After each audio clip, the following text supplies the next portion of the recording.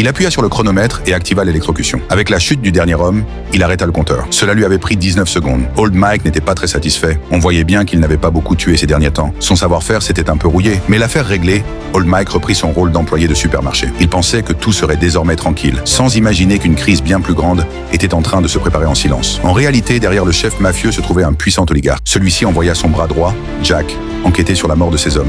Cet homme était réellement un expert. Il ne tarda pas à remonter la piste jusqu'à Old Mike. Pour le tester, il se fit passer pour un policier. « Je peux jeter un œil ?» demanda-t-il. Quand des experts s'affrontent, un simple échange suffit. Chacun comprit que l'autre n'était pas quelqu'un de simple.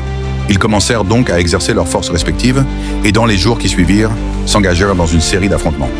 Jack découvrit qu'Old Mike passait presque chaque jour dans un café. Il envoya donc un tueur déguisé pour l'assassiner.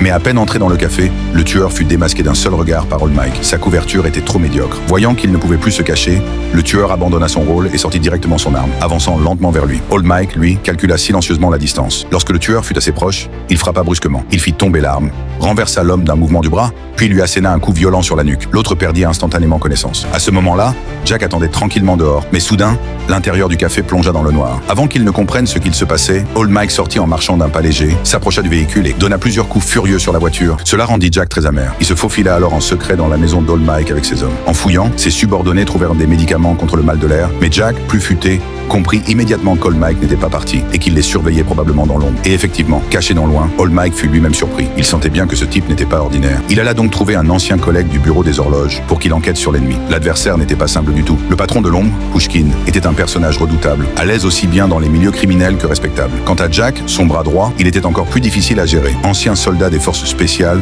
impitoyable et extrêmement dangereux.